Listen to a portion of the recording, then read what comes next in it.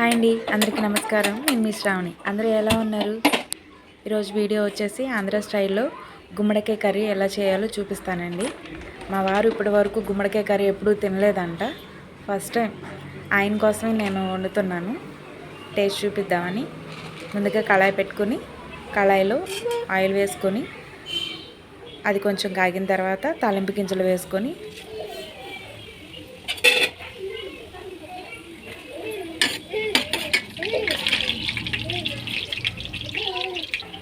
అవి వేగిన తర్వాత సన్నగా తరిగి పెట్టుకున్న ఉల్లిపాయ ముక్కలు, పచ్చిమిరపకాయ ముక్కలు వేసి గోధుమ రంగులో వచ్చేంత వరకు వేయించుకోవాలండి.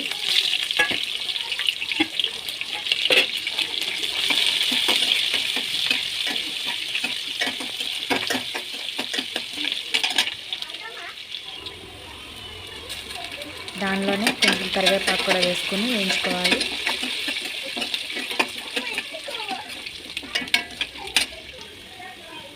బాగా వేగిన తర్వాత సరిపడినంత పసుపు, సాల్ట్ వేసుకొని ఇంకాసేపు గోధుమ రంగు వచ్చేంత వరకు వేయించుకోవాలి.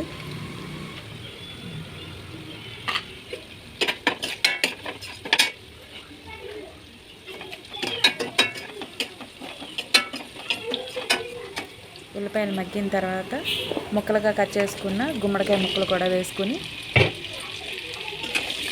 కలయి పెట్టుకుని మూత పెట్టుకుని సిమ్లో పెట్టుకుందాం.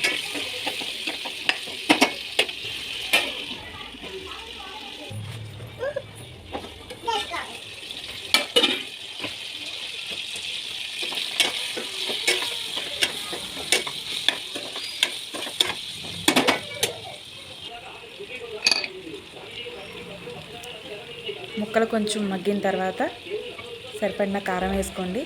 గుమ్మడికాయ ముక్కలు కొంచెం తీయగా ఉంటాయి కాబట్టి, కర్రీ కొంచెం తీయగా ఉంటుంది కాబట్టి మీకు కారం దానికి తగ్గట్టు వేసుకోండి.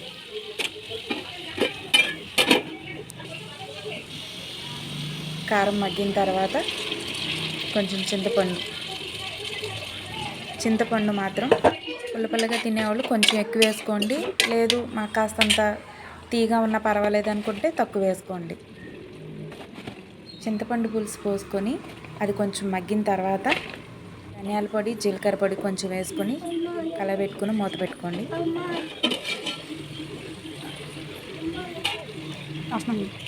పులుసు కొంచెం దగ్గర పడిన తర్వాత, నేను ఈ వీడియోలో చూపించలేదండి, టేబుల్ స్పూన్ బియ్యం పిండికి తీసుకొని నీళ్ళల్లో కలుపుకొని పులుసులో పోసుకోండి. లేదు అనుకుంటే కొబ్బరి పాలైనా పోసుకోవచ్చు, ఏదైనా పర్వాలేదు చిక్కదనం కోసం.